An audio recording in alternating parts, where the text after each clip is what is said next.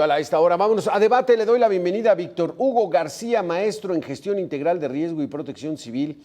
¿Cómo estás, maestro? Y Eric Díez de Bonilla, exdirector del Atlas de Riesgo de la Ciudad de México. Víctor Hugo, ¿qué es lo que está provocando en estos momentos que estoy viendo el reporte del Servicio Meteorológico Nacional?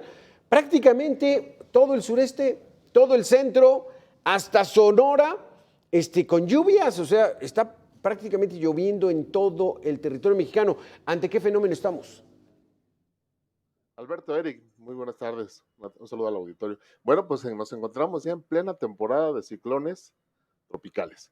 Estos ciclones, bueno, van teniendo ahí su incremento en cuanto a la velocidad y se convierten en huracanes. Entonces, pues se puede decir que es normal que nos encontremos en estas condiciones con una nubosidad en gran parte del Sí. país. Nos dicen los expertos, los meteorólogos, que pues este año pues esperan huracanes pues de una forma ordinaria.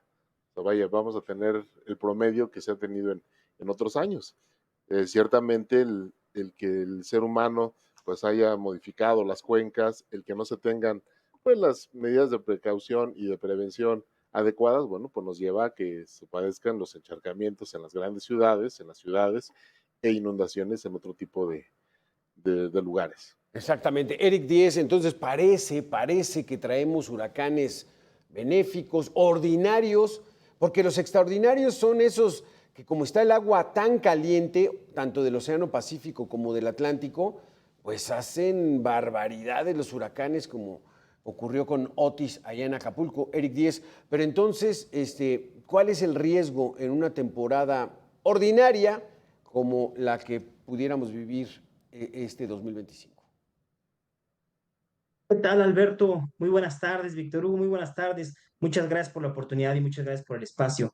Pues sí, como bien comenta Víctor Hugo y como bien reporta el Servicio Meteorológico Nacional, este año se estiman entre 35 y 40 huracanes que van a impactar la República Mexicana. Hay que recordar que por la ubicación geográfica de la República Mexicana nos encontramos en la zona intertropical y estamos en pleno tránsito de la zona de huracanes, ¿no? Si bien se espera una temporada normal, hay que recordar que para poder monitorear este tipo de fenómenos, pues lo hace el Servicio Meteorológico Nacional, lo hace la NOAA a través de los radares meteorológicos, ¿no? Y es por eso que a través de radares meteorológicos e imágenes de satélite, y es por eso que con bastante tiempo de anticipación, a diferencia de otros fenómenos como son los sismos o los deslizamientos, los huracanes sí los podemos poder monitorear con bastante tiempo, incluso a veces con horas y con días, ¿no? La zona de impacto. ¿Qué esperamos? Pues lluvias típicas, yo no Sí. diría ya típicas, sino Aquí, lluvias mi típicas Eric, donde siempre se presentan. aquí, Eric, Perdón. permíteme que te interrumpa. Una lluvia de 75 a 150 milímetros, ¿es de riesgo? ¿Es normalona? ¿O cómo se encuentra? ¿Cómo la podemos entender? Porque dice el meteorológico, va a haber lluvias de 75 a 150 milímetros. Dependiendo en qué zona de la República Mexicana tenga impacto, ¿no? Por ejemplo, si hablamos que una lluvia de estas características se pudiera presentar en el Valle de México, es una lluvia extraordinaria, ¿no? Si hablamos que a lo largo del año la Ciudad de México tendría que recibir en un año normal 700 milímetros, si hablamos entre 70 y 100 es caótico, ¿no? Es decir, para el Valle de México esto es de alerta máxima. El Valle de México entra en alerta máxima con lluvias de entre 30 y 50 milímetros, ya son lluvias extraordinarias. ¿Qué significa esto? Que 1 milímetro es 1 litro por metro cuadrado. Entonces, esto nos implica en una lluvia de 70 o 100 que vamos a recibir 100 litros por metro cuadrado. No es decir, estaríamos llenando tinacos en cada una de nuestras casas. Imagínense que la superficie de nuestra casa es de 100 metros cuadrados, pues esto implica 1 litro, ¿no? Un milímetro implica 1 litro por cada metro cuadrado. Entonces, lluvias de este tipo, entre 70 y 100 milímetros, dependiendo la zona en la cual se impacte, pero definitivamente en zonas urbanas, arriba de entre 30 y 50 milímetros, ya es una zona de alerta, ¿no? Sí. Es difícil que el sistema de alcantarillado y de drenaje en los distintos puntos de la República Mexicana tengan esta capacidad de desagüe. Y es bien importante decir, Alberto, que tristemente en la inmensa mayoría de los municipios no existe la infraestructura necesaria. En algunos casos, lo tengo que decir con tristeza, ni siquiera hay drenaje pluvial, ¿no? O sea, hay drenaje sanitario, en algunos ni drenaje sanitario, ¿no? Pero no, digo, nosotros que tenemos 20 años recorriendo el país con este tema, es importante decirlo, ¿no? En ciudades grandes, ¿no? En ciudades de más de 80,000, 90,000, 100,000 habitantes, no hay drenaje pluvial. Entonces, pues, se espera que el desagüe se haga a través de las vialidades, conforme a la pendiente, y muchas veces, si no hay una buena planeación, muchas veces nosotros mismos obstruimos el flujo natural de ríos, de arroyos, y esto empieza a provocar las inundaciones, ¿no? Contestando a tu pregunta, una lluvia de entre 70 a 100 milímetros, dependiendo la Sí, zona, pero sí, ya es de alerta, ¿no? que Entre ya, 30 y 50 ya empieza a ser exacto. complicado. Después de lo que dijiste, entonces sí son en Guerrero, Oaxaca, Chiapas, sur de Veracruz. Esas lluvias en la sierra, ¿no? Que también tiene su preocupación porque el cauce de los ríos lo puede incrementar. En la Ciudad de México de 5 a 25 milímetros. Pues entonces son aguacerillos más o menos, ¿no, Víctor Hugo? Este año, Víctor Hugo, el planeta parece que se enfrió un poco, o al menos no se calentó tanto, y entonces eso permite que los huracanes sean ordinarios, como nos dijiste, ¿no? Sí, sí, los expertos nos dicen que estamos en una fase neutra, en donde sí hay ese enfriamiento y está una transición en los océanos, ¿no? Entonces van a ser pues un pronóstico pues ordinario. Eso es lo que nos dicen los expertos en meteorología. Sin embargo, si sea ordinario o extraordinario, pues observamos que los daños y las pérdidas que generan estas inundaciones en zonas urbanas o en zonas agrícolas, pues representan muchas pérdidas económicas para nuestro país. O sea, el sistema de alerta temprano, como bien mencionaba Eric, funciona y nos da tiempo suficiente para tomar medidas de prevención, pues ha permitido que disminuya la cantidad de pérdidas de vidas humanas. Hoy en México, a causa de los fenómenos hidrometeorológicos, las pérdidas son mínimas en cuanto a vidas humanas, pero las pérdidas económicas son inmensas, ¿no? El 80% de los desastres en nuestro país tienen un origen hidrometeorológico.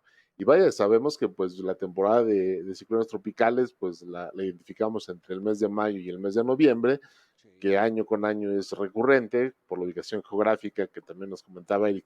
Vamos a estar expuestos a este tipo de situaciones, este tipo de fenómenos, pero pues se nos olvida hacer la tarea y si le sumamos que pues algunos gobiernos pues estuvieron inmersos ahí en el tema electoral y no hicieron los desasolves pertinentes de ríos, de cauces, de las redes de drenajes, aunado a lo que ya se comentaba que no hay una red exclusiva para el agua pluvial, pues vaya, una Claro. lluvia, pues dice de 40 milímetros o de 30, pues nos está ocasionando un caos, ¿no? Entonces, cuando tenemos 80 milímetros en una ciudad, pues se colapsa por completo.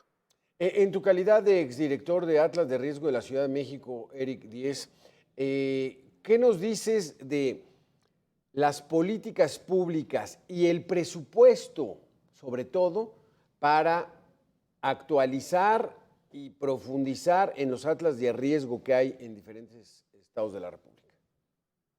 Es un tema importantísimo, Alberto, el que acabas de tocar, porque si bien el presupuesto se ha venido incrementando en los últimos años, y es importante decirlo, el presupuesto histórico de lo que era Fonden y Fopreden rondaba los 6,000 millones de pesos durante los últimos 3 sexenios. ¿Por qué? No, no lo sé. La ley dice otra cosa. La ley dice que se le tiene que destinar al menos el 0,4% del gasto programable.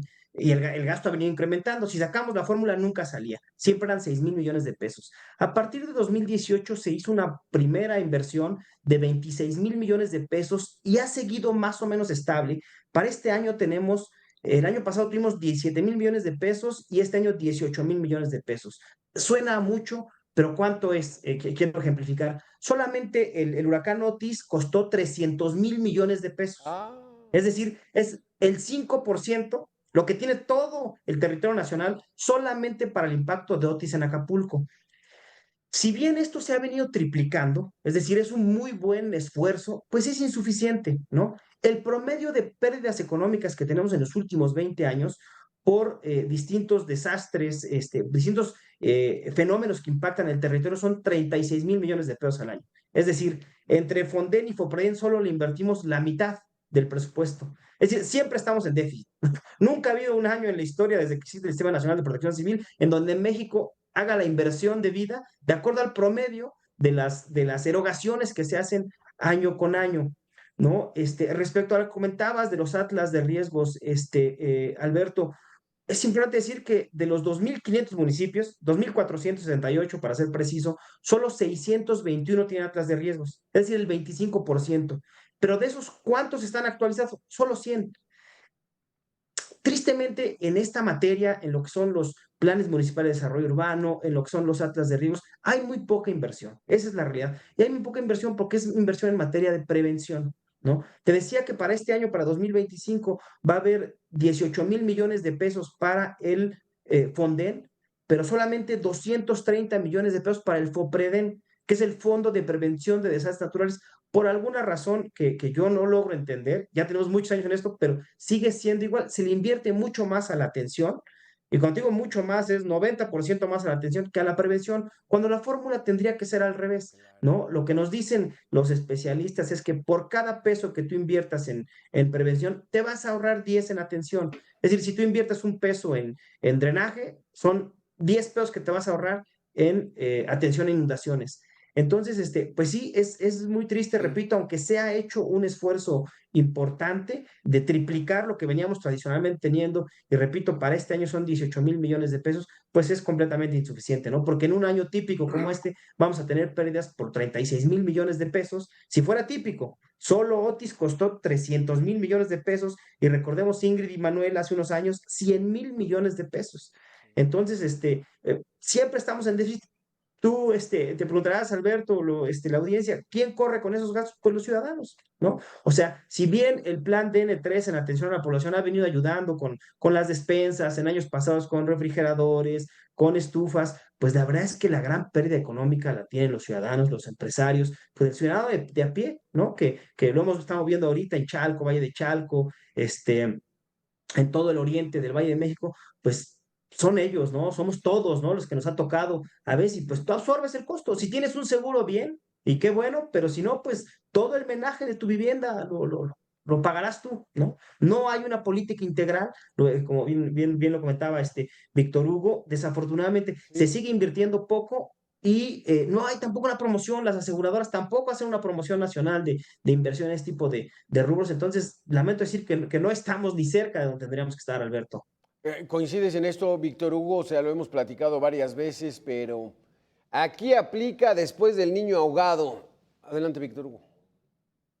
Sí, sí, sin duda los recursos nunca son suficientes, y bueno, con ese cambio que se dio en el Fonden, que digo, el Fonden existe, lo que quitaron hace unos años fue el fideicomiso, que también ahí ocasionó pues mucha polémica, pero finalmente el recurso es limitado. Y lo que nos comenta Eric de los refrigeradores, las estufas, lo que el gobierno federal de las últimas dos administraciones entrega a los damnificados, vaya, son programas del bienestar. Entonces vienen recursos de otra área, de otra secretaría, para paliar estos daños que sufren las personas en estas zonas que se inundan. Y efectivamente, el recuperar el menaje de casa tiene mucho tiempo, ¿no? Simplemente el equipar la casa, pues ahí a quien le llevan años o una vida prácticamente, pero recuperarlo no lo vas a hacer con 3, 4 enseres que de alguna forma van a ser útiles, pero no te ayudan a recuperar al 100% la casa, ¿no? Y eso si hablamos de la casa, si hablamos del campo, cuando sufren también esos daños y pérdidas en las cosechas que se pierden, cuando se pierde el ganado, Sí. cuando se pierde la planta productiva, cuando se rompe esa cadena de suministros por estos fenómenos, vaya, pues nos quedamos ahí atorados en lo que vemos cada año. Sí, exactamente. Entonces, pues esto parece que es un cuento de nunca acabar, Eric Díez, porque no hay la atención debida y el pueblo, la gente, pues ya se resigna. No, pues si se desborda el río, pues que no nos jale, y si nos jala, pues empezar otra vez. Lo de que pasó en Acapulco, 300,000 millones de pesos, es una fortuna. Y el presidente dijo para diciembre, esto fue en octubre, dice, para Navidad ya tenemos todo resuelto. Hay que tomarlo con seriedad, ¿no, Eric? Con mucha seriedad, Alberto. De hecho, urbanistas especializados en el tema han concluido que Acapulco no tiene que ser el mismo, ¿no? Es decir, Acapulco es un desastre, no solo social, ¿no? Es decir, si uno voltea cuando uno está en la bahía, pues está muy bonito, pero uno voltea hacia arriba y lo primero que ve es la marginación total, ¿no? Es decir, todas las laderas de las partes altas de Acapulco han sido urbanizadas de manera desordenada, susceptibles a deslizamientos de laderas, a sismicidad, al impacto de huracanes, al impacto de vientos fuertes. Es decir, urbanísticamente, con todo respeto lo digo, Acapulco es un desastre, ¿no? Se pensó que la zona diamante iba a ser mucho mejor planificada y vemos lo que pasó, ¿no? Justamente toda esta montaña que divide la zona diamante del Acapulco Viejo fue la que protegió al Acapulco Viejo y los vientos entraron a más, casi 200 kilómetros por hora por toda la zona diamante, por toda la zona del aeropuerto y vimos aquellas imágenes de edificios incluso doblados, ¿no? Estas vigas de acero dobladas por el fuerte impacto de los vientos. Entonces, sí, Acapulco debe ser un gran ejemplo, ¿no? De lo que no debe ocurrir en ningún otro sitio turístico en México, y más México que tiene este gran potencial de sitios turísticos de playa, ¿no? Como es Playa del Carmen, Tulum, Cancún, y creo que aquí sí la política urbanística y la política en materia de gestión integral de riesgos debe de cambiar definitivamente si queremos que esto sea sostenible a largo Sí. plazo, ¿no? Vamos a Acapulco, yo creo que pasarán, con todo respeto, 10, 12, 15 años para que Hijo. Acapulco pueda levantarse en el ritmo que tenía, si es que lo logra, ¿no? Porque el impacto fue brutal, ¿no? No hay Sí. presupuesto ni federal, ni estatal, ni local que logre sopesar esta destrucción y además continúa, ¿no? Sí, Hace unos días exacto. vimos que lo volvió a impactar y Porque Víctor Hugo, pues el panorama parece muy sombrío, está muy nublado el panorama en protección civil y en prevención de desastres, pero ¿cómo nos encontramos como hace 30 años? O sea, sí ha habido cierto avance, ¿no? Nos queda 1 minuto y medio. Sí, sí, sí tenemos algún avance. Si vemos las cifras del huracán Gilberto, en donde la pérdida de vidas humanas pues, fue En considerable, 88, hoy, como decían, 1988. en Exacto. 88, así es. Hoy hay menos pérdidas de vidas humanas, pero hay una pérdida económica mucho más alta. Entonces, sí hemos avanzado en el sistema de alertamiento temprano, en que la población pues hace su parte de su trabajo y se pone en un lugar seguro, pero los daños y estas pérdidas económicas son muy altas. Y ya lo decíamos, no hay un seguro que cubra estos daños. Pocas personas tienen un seguro en casa, así es que pues esto Sí. podría seguirse viendo en eventos futuros. Esa es otra historia, la cultura de los seguros, qué tanto son confiables los seguros. En fin, Víctor Hugo García, maestro en gestión integral de riesgo y protección civil, muchísimas gracias por haber estado con nosotros. Eric Díez de Bonilla, exdirector de Atlas de Riesgo de la Ciudad de México, muchísimas gracias a los dos por haber estado con nosotros. Estamos en temporada de huracanes, hay que estar prevenidos de la información oficial y eso puede salvar vidas. Hasta aquí este espacio de información, continúe en Mega Noticias.